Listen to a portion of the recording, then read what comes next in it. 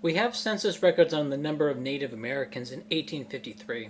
So the first thing we need to do is figure out how many people there were in North America in 1500, and then compare that to the census records and see what the difference is. Pre-Columbian U.S. population. The issue with pre-Columbian North American population estimates is that there are regions in which the population is well known, and then there are regions in which the populations are not well known. And what people estimating the population would do is extrapolate the populations of well-known regions into the lesser-known regions based on what kind of land it was. So if an area had 2 people per square kilometer, then an adjacent area with similar soil, vegetation, animals, etc. is assumed to also have that many people per square kilometer. Fair enough. The problem, according to Milner and Chaplin, is that this is simply not true, as more recent investigation. A related problem was overcounting settlements. Semi-nomadic people move from place to place, and when they do, they settle in an area to hunt, to fish, and gather in that area, and they'll come back to various areas to harvest their crops, sort of. That's another topic. Like early proto-agriculture is another thing, like how they would go to an area, plant seeds, and then just leave and come back later, and there'd be some stuff to gather. But that's a different topic for another time. And thus each tribe will have multiple fixed sites that they travel to, that they rotate around, sort of in a cycle. And apparently researchers have a habit of counting each site as if it was permanently and continuously settled. What Milner and Chaplin did was try to take all this into account. Instead of dumb mapping particular well-known groups onto the whole of the United States, and in doing so they came to multiple estimates, with 1.595 million Native Americans north of the Rio Grande being, according to them, their best estimate. So that's one number. Another thing we can do is take hunter-gatherer populations around the world and map them onto the United States, which I did. I did a search of various known population densities of hunter-gatherers that Europeans have come into contact more recently. And I'll have a chart on the video, but of course the chart's always going to look better, or the table's always going to look better in the article itself. So if you want to see that, you can look down there. So from the first 3 sources that gave specific numbers, I could use Google searches. That averages to 0.387 per kilometer squared. Now, the lower 48 United States has a landmass of 8.139 million square kilometers. So just dumb mapping, just taking that number and then mapping that on to the United States, that would give us 3.149 million people in the pre-Columbian area that would become the United States. Now, Canada has always had about 10% of the population of the United States, even before Europeans arrived.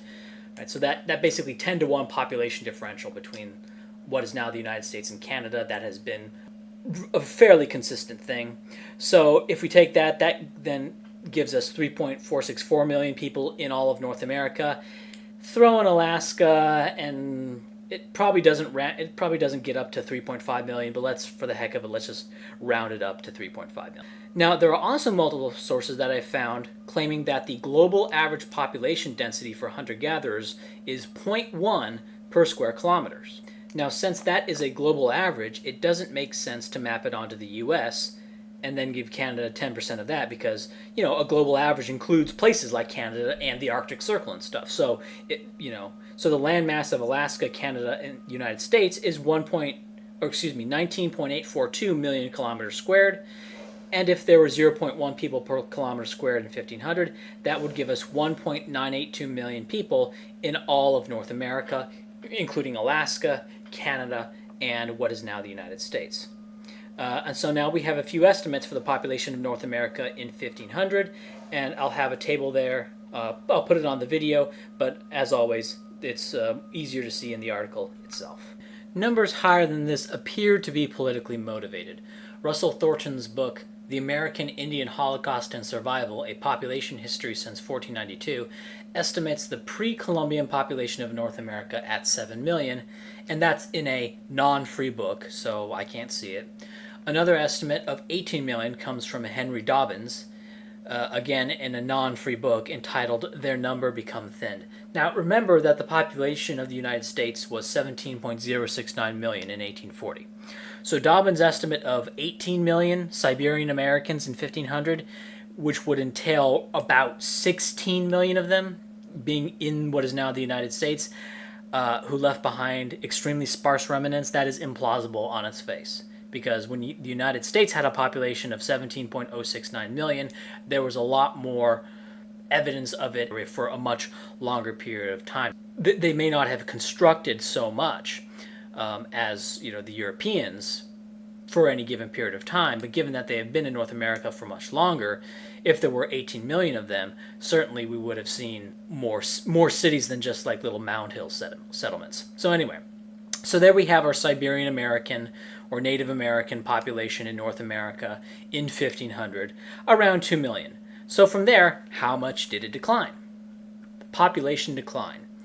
Well, the first government estimates of Indians, quote unquote, in the United States was in 1853, and it estimated 400,764 Indians in the United States that year. Now, this number supposedly fell to 339,421 in 1860, and then to 313,712 in 1870, and 306,543 in 1880. Now, I say supposedly fell because remember what a census involves. It involves the thing that is being recorded, but also the recorder. So why would the population of Native Americans fall roughly 60,000 in 10 years? A population decline, or it could be the census doing some stuff that causes the numbers to be different. Now, if the starting number for Native Americans in North America is exactly 2 million, then by 1853, the Siberian American population, or Native American population, declined by 1.6 million, then to around in 1853, and then to around 1.7 million in 1880. So that comes out to about an 80% population decline. Well, that's pretty huge. 80% population decline? But remember, this is over 360 years, or about 4,444 people per year. And this amounts to a population reduction of 0.22% per year off the starting value. And also remember that hunter-gatherer populations, they don't grow very fast. The average population growth for hunter-gatherer populations, once it reaches the carrying capacity of the area they are in, is basically zero. Okay? So how can a population fall by 0.22% per year? Well, it can just literally die off, have below replacement birth rates, or it can intermarry. Now, there are two things that I want to point to. One, the intermarriage rates of Native Americans and the native admixture in the United States. Now, in 2014, there are around 197.9 million non-Hispanic whites. Now, on average, non-Hispanic whites have 0.18% Native American admixture, which extrapolates to the equivalent of 356,167 full Native Americans inside the European populations. So we look at that, take all the Europeans together, the genetic admixture of Native Americans in the European American population amounts to about 356,000 Native Americans in there.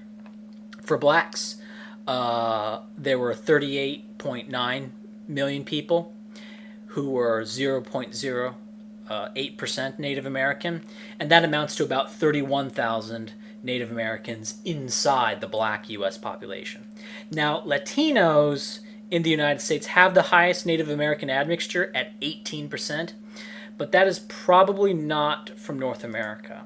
And of course, the people who directly identify as Native American number 2,932,000 people in 2014.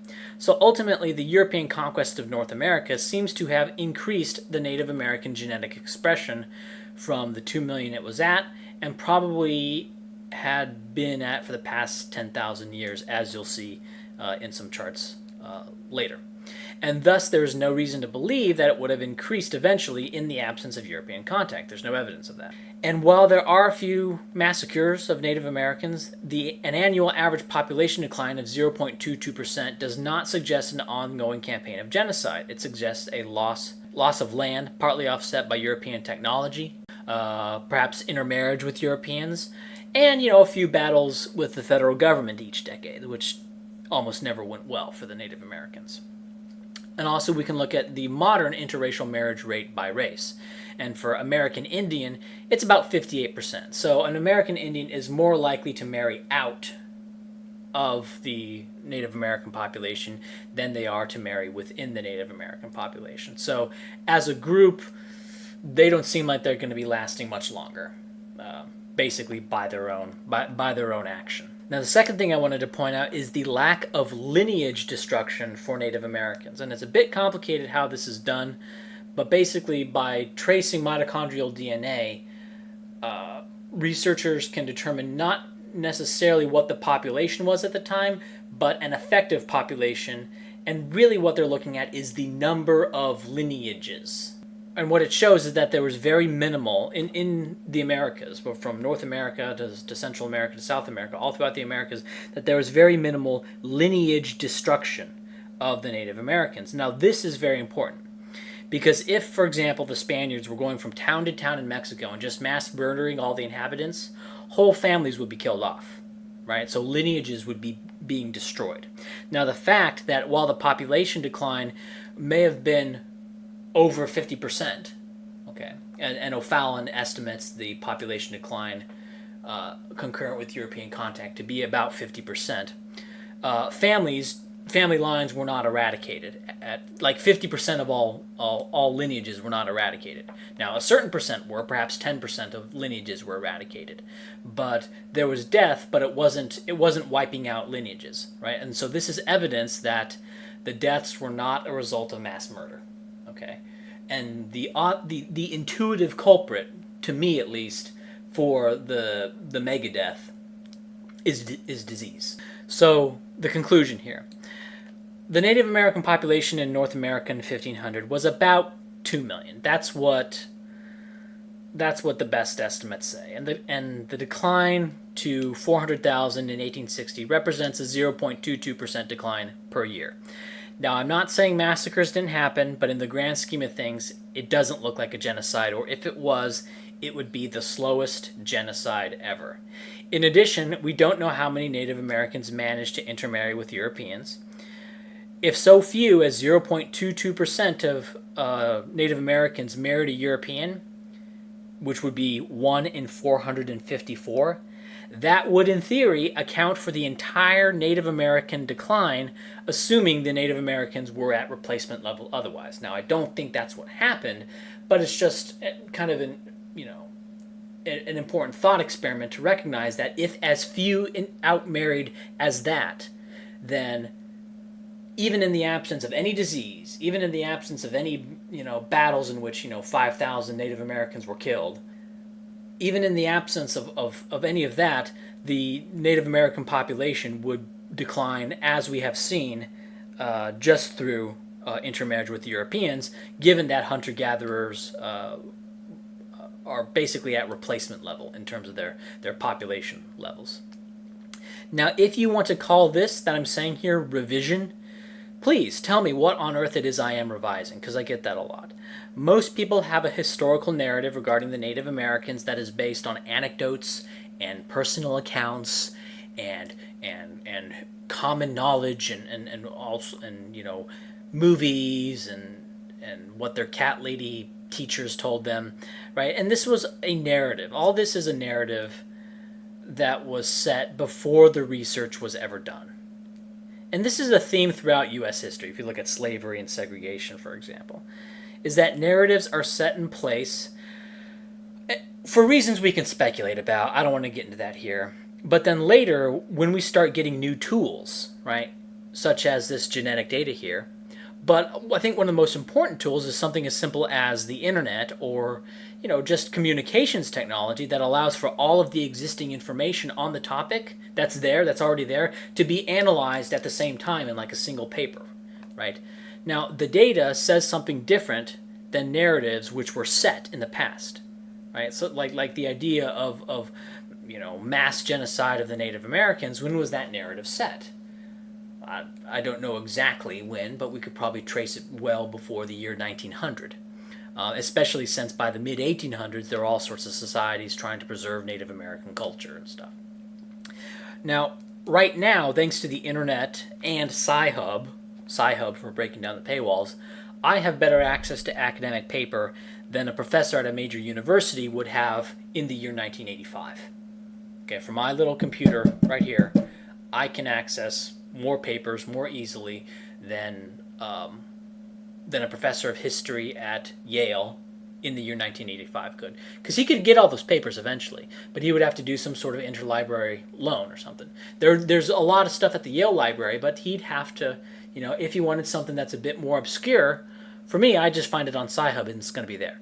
For him, he may have to, get an interlibrary loan. So it's easier for me than it was for him.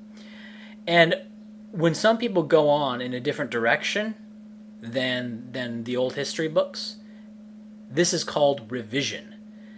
But there's nothing of substance being revised. The original narrative was based on nothing. This research here is being done for the first time. It's not revision, right? Because you never should have had an opinion in the first place, because the information wasn't there. It was just stories back then. Okay?